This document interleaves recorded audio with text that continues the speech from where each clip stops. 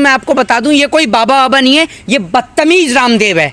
मैं आज इसको बाबा रामदेव नहीं बोलूंगा और बिल्कुल भी रामदेव भी नहीं, ये बदतमीज रामदेव है। ये कभी डॉक्टरों को लेकर ऊटपटांग बयान देता है, कभी ये देश के अंदर समाज के अंदर ऊटपटांग बयान देने में माहिर आदमी है। और मैं आपको बता दूं, सर्वप्रथम जो इसने ये बयान दिया है कि महिलाएं तो हमें तो बिना वस्त्रों के भी अच्छी लगती हैं, तो सबसे पहले तो महिला आयोग को इसके खिलाफ एफआईआर दर्ज करानी चाहिए और इस रामदेव को जेल के अंदर बंद कराना चाहिए। ये कभी कहता है कि फार्मास्यूटिकल कंपनियां जो हैं डॉक्टरों को लड़कियां सप्लाई करती हैं, कभी ये कुछ बयान देता है, कभी ये कुछ बयान देता है, कभी ये कहता है मैंने वैक्सीन बना दी। ये सिर्फ लोगों को पागल बनाने का काम करता है ये व्यक्ति। और ऐसे व्यक्ति सनातन धर्म पे, हिंदू धर्म के नाम पर धब्बा हैं। लेकिन आज देश की मीडिया, गोदी मीडिया शांत और मौन है, चुप, बिल्कुल शांत बैठी है, खामोश बैठी है। गोदी मीडिया के मुंह से कोई आवाज़ नहीं निकल रही। और यही बात अगर किसी मौलाना ने या किसी मुस्लिम धर्मगुरु ने बोल दी होती तो देश की गोदी मीडिया सड़कों पर लेटकर अभी नंगा नाच कर रही होती और ये गुजरात का चुनाव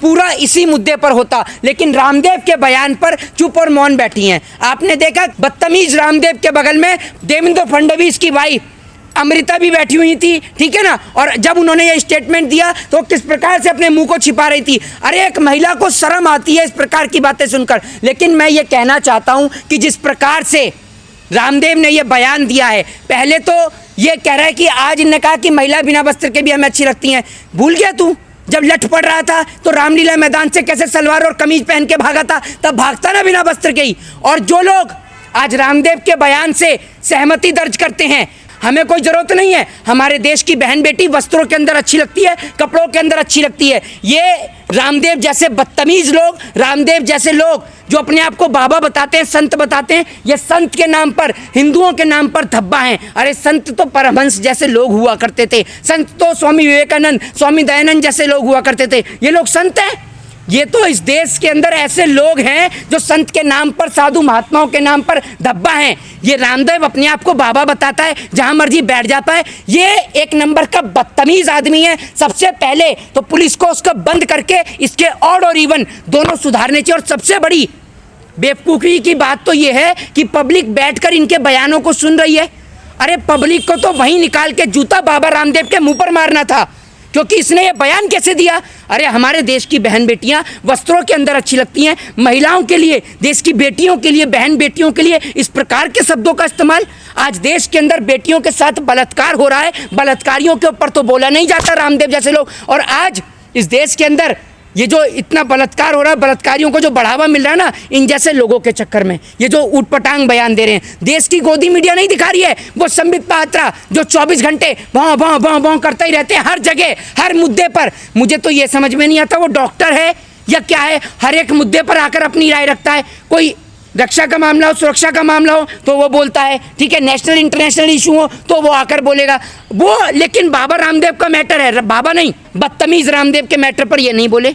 बीजेपी के कोई नेता नहीं बोले और अब बहुत सारे लोग बोलेंगे। स्लिप ऑफ टंग, जबान फिसल गई थी, जैसे मोदी जी की फिसल गई थी ना, बेटी बचाओ बेटी पढ़ाओ। और मैं आपको बता दूं, महाराष्ट्र के अंदर जिस प्रकार से आज ये बयान जो दिया गया है रामदेव के द्वारा, ये पूरे महाराष्ट्र को शर्मसार करता है। जिस प्रकार से अभी कुछ दिन पहले वीर शिवाजी को लेकर भी महाराष्ट्र के अंदर बयान दिया गया था। ये देश के अंदर ऐसे लोग सिर्फ दंगे भड़काने के काम करते हैं। और मैं आपको एक बात बता देता हूं, वो लोग जो तमाम लोग हिंदू धर्म के ठेकेदार बनते हैं, जो तमाम लोग अपने आप को हिंदू बताते हैं, अरे बीजेपी के अंधभक्तों, आपके आंखों पर काला आपने चश्मा पहन लिया और कान के अंदर पूरा अपनी रुई ठूक कर बंद हो गए हैं आपके कान। क्यों नहीं बोलते क्या हमारी बहन बेटियां, अरे भैया आप हमारे धर्म की जो है ना, हमारा जो आप सनातन धर्म को पढ़ेंगे तो हमारे सनातन धर्म में जो महिलाएं हैं, वो जो उनसे जो बड़े जो पुरुष होते हैं, जो उनके आगे जो है इतना लंबा घूंघट रख के रखती हैं, ठीक है ना। और ये सनातन धर्म के अंदर महिलाओं के लिए इस प्रकार का बयान दे रहे हैं। आपको लगता है कि ये ऐसा आदमी कोई बाबा होगा? ये बिजनेसमैन आदमी है, ठीक है, ये बिजनेसमैन आदमी है। ये दूसरों को दवाई बांटता है, लेकिन इसकी आज तक अपनी आंख नहीं खोल पाया। इसकी एक आंख यूं ही रहती है, कभी सुष्मिता सेन के साथ बैठता है, कभी अमृता राय के साथ। ये ऊटपटांग बयान देने में माहिर है। और ऐसे आदमी को देश की जनता को ना तो फॉलो करना चाहिए ना सुनना चाहिए। और मैं महिला आयोग से हाथ जोड़कर निवेदन करता हूं कि महिला आयोग जल्द से जल्द रामदेव के ऊपर एफआईआर दर्ज कराए और इस रामदेव को जेल के अंदर बंद कराया जाए कि इसने कैसे और क्यों महिलाओं के लिए इस प्रकार का विवादित बयान दिया। और देश की गोदी मीडिया जो चुप और मौन बैठी है, ये एक हद और एक सीमा होती है। रामदेव के बयान को कहीं नहीं दिखाया जा रहा है, कहीं भी। लेकिन अगर कोई मुस्लिम होता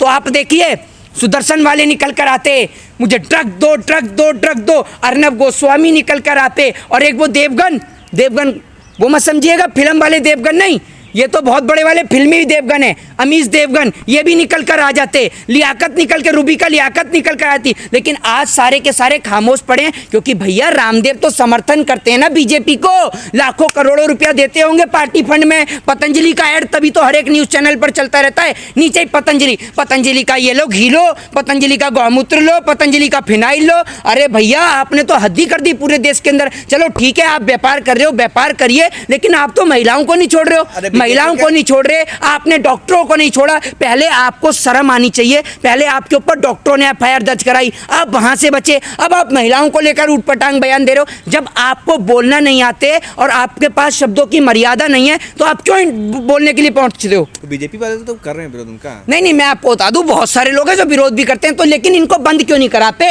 और गोदी मीडिया इनके बयान को पूरे देश में क्यों नहीं दिखाती कि कैसे ये बदतमीज रामदेव महिलाओं को लेकर टिप्पणी देता है? अरे आप लोगों को कोई दिक्कत नहीं होती होगी, हमें दिक्कत है। मेरे देश की बहन बेटियों के लिए कोई भी बोलेगा तो मेरे को गुस्सा आएगी, और इसीलिए आज मैं ऐसी भाषा का प्रयोग कर रहा हूं, वरना मैं कभी ऐसी भाषा का प्रयोग नहीं करता, अमर्यादित भाषा का। लेकिन आज मैं इसलिए इस भाषा का प्रयोग कर रहा हूं क्योंकि मेरे देश की बहन बेटियों के लिए कोई व्यक्ति, अनपढ़ जाहिल गवार व्यक्ति अगर इस प्रकार के शब्दों का प्रयोग करेगा तो मुझे गुस्सा आएगी। अरे रामदेव जरा बताए राजीव दीक्षित की हत्या कैसे हुई? जवाब देंगे इस बात का? है तब तो चुप और मौन हो जाएंगे। आप रामलीला मैदान से सलवार कमीज पहनकर भागे थे और आज महिलाओं को कह रहे हो कि वो बिना कपड़ों के अच्छी लगती हैं, वस्त्र के अच्छी लगती हैं, है? नहीं, वो तो खुद ये भी कह रहे थे कि हमने तो 8-10 साल तक कपड़े ही नहीं पहने, क्योंकि आप तो हैं बेशरम आदमी।